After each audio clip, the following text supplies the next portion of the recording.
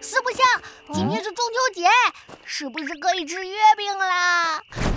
嘘，小点声，千万别让兔爷听到月饼2个字儿。听说啊，月宫的兔子都极其痛恨月饼，一听到月饼相关的东西就会发狂。尤其是他们的女领导，谁提月饼跟谁急。哇，好可怕！我刚刚好像听到有谁提了月饼。兔爷，你冷静一点。想吃我给你们做呀。哼哼，这做月饼讲究的是一个力道。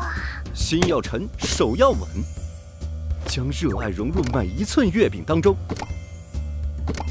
啊，这感觉来了！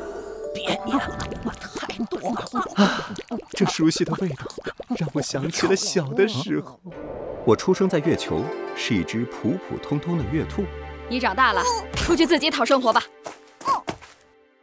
月球表面的环境非常恶劣，时不时就会下起流星雨。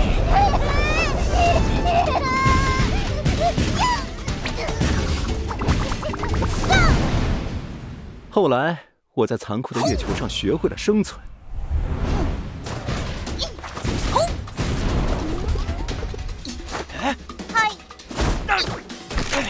哎，我的桂枝，就是你这个小兔崽子！你给我等着，别让我抓住你！我还在地下建起了自己的桂枝仓库。不管吃了多少次，还是好难吃，又苦又涩。没办法，为了不饿肚子，106号已经满了，该挖新的仓库了。也是在那个时候，我迎来了兔生的转折点。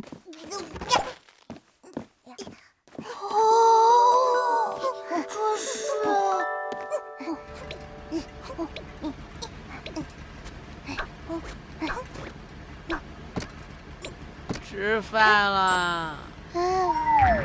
吃饭。又吃饭了。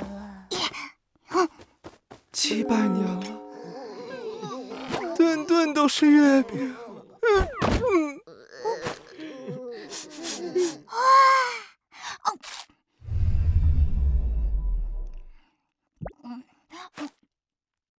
哇，这是什么啊？好香，好甜，好好吃！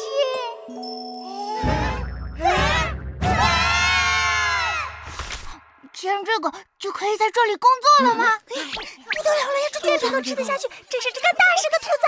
停止叫，停止了！就这样，我在广寒宫度过了一段美好的时光，最后成为了首席月饼大师傅。而今天，我就趁此中秋佳节，给四不像你送上我的杰作——月光四不像。哇，这可是月宫最高水准的手艺，薄皮大。我的杰作，我跟你拼了！四老板，你的月饼雕像被吃了。吃得好，不吃也得扔。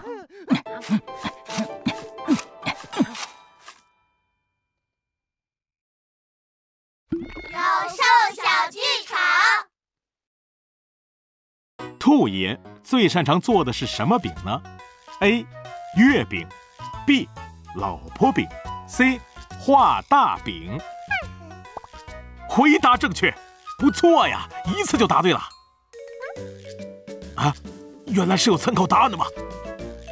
月饼，根据明代沈榜在《宛蜀杂记》中的记载，当时宛平的人们已有8月馈月饼的风俗，士庶家俱以是月造面饼相味，大小不等，呼为月饼。士肆制以果为馅，巧名异状，有一饼值数百钱者。直至明代，月饼终于发展成了我们今天所熟悉的样子。